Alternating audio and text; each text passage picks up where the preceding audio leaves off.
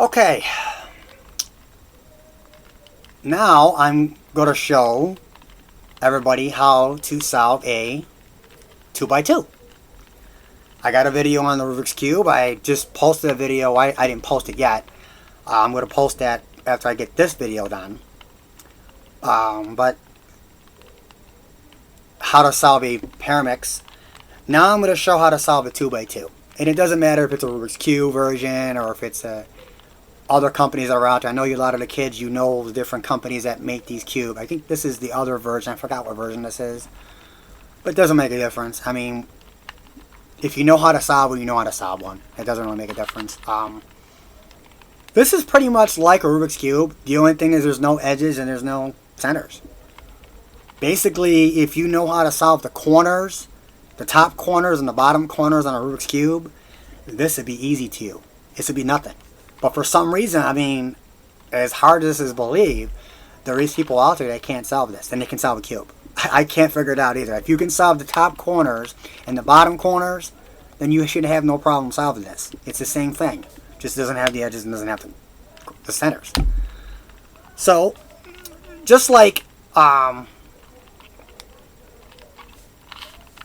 know, a regular cube, you get the top corners like this. Here's the two pieces in top. And then you would do the same thing. You would try to get the top like this, see? And then, like a regular cube, you notice the first three are the first couple are easy. And then, of course, the last one, you have to like use one of the ones that are up there to get it. And in this case, that piece would be right here. So, just like you learned in the other Rubik's Cube when I showed how when it's underneath there like that, you basically have to use that same, if you want to call it an algorithm. It's a very popular word that's out there right now. Which basically is any term if you want to fix something that's incorrect. And you want to put it in the right place, that's what they call it, an algorithm. So basically what you do is, when it's in this position, you just take it down like this, just like you would on a cube. And you then pull it around here, where now it's now facing you. So it's now on top, so you don't have to worry about it. And then you pull this back up. And then what you have to do is, there's two ways to bring this up. I can either go around like this, all the way around the cube, and I can simply just pull this down and then come around like this with it and pull it up. Or, if I want to be fancy, I can leave it where it's at, and I can just take the whole cube and turn it like this towards me, and then I can just simply turn it back like that. Okay, and it still connects. Really all depends on how you want to do it. I know people are going to say, where's his head at? His head's up there. Well, that's because I'm trying to show the video, and like I said, I have like a little Microsoft camera that's mounted on the bottom of my computer, and that's why I'm like this. If I come back like this, maybe you can see me a little better. People are probably saying, oh, you look a lot better like that. Maybe I'll start making the videos like this. Maybe people won't complain then. But anyway, I mean, now, basically, the same techniques you learned on a Rubik's Cube, how to get the bottom corners, do the same thing. It's basically the same idea. You don't have to worry about the edges now. And a lot of times, you may get it on accident. I mean, so this is in place. Let's see. Okay, that's not in place. Let's see. We got to make sure these are in place, just like you did on the other cube. Okay. Let's see. Okay.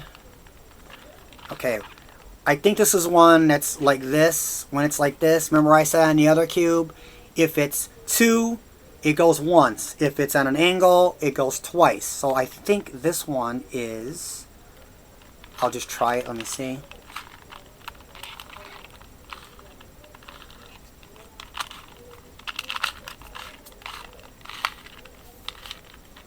See if this actually works. Okay, that worked. Everything is now in the correct place, but they're now obviously backwards. As you can see, that's in the right place. If you come over here, that's in the right place, but it's backwards. That's in the right place, but it's backwards. That's in the right place, but it's backwards. So I got all of them in the right place, they're just backwards. And just like in the other cube, it's like 2 steps in one.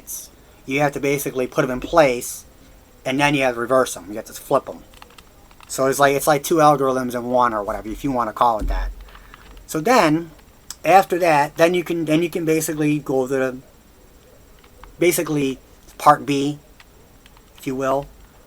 Let's see, go like that. Let's see, I'll take it to you. Let's see, this, this, this, this, and then go twice back towards me again. Let's see, this, flip it twice, and then you should get a configuration similar to this. Okay. Something similar. I don't know if you guys can see this. There's the top blue that I chose, and then if you see this, because the green's on the bottom, like an L configuration, you then take that L configuration, you take the other side where the L is not at, and you take it down, and you go this way, almost like you're connecting.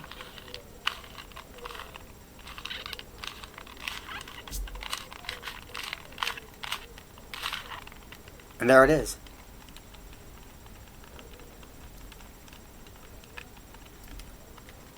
See, you didn't need the edges. It automatically came in. See? And that's basically all you have to do. It's I'll even do that move again to show you what I did. And this time the L is on this side. Look, you could tell that. You can tell because see, there's the L right there.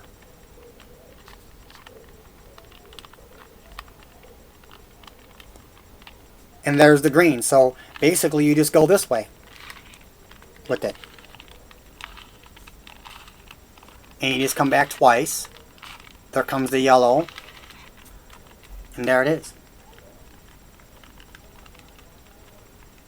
So I mean, anybody that can solve a Rubik's Cube, but can solve the top corners and the bottom corners, you can solve this. So there's no reason why you can't solve this one. This one should be the easiest one of all of them that's actually out there.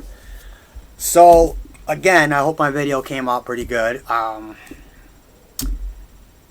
going to be putting more videos on here of cubes I do know how to do. No, I don't know how to solve every cube. I don't know how to solve Rubik's Revenge yet. I'm actually going to put a video on here, and I'm hoping that I can get help. I try to solve Rubik's Revenge a little different than everybody else tries to solve it, and it's not working out for me. And I'm going to try to, it's sometimes I do solve it, believe it or not, and people are going to say, how do you solve it like that? I actually solve it that way sometimes, but it doesn't always work out the way I want it to work out. So basically, either I'm going to try to figure out a better way of doing it, or I'll have to do it the way everybody else is doing it. And that pretty much means get the centers first, and then the edges, and all the other crap that everybody else does, which I'm not used to. I'm used to doing it the old way. And I know it can be solved that way, I just don't know how, because nobody does it that way anymore. But I'm going to try to put other videos on here soon.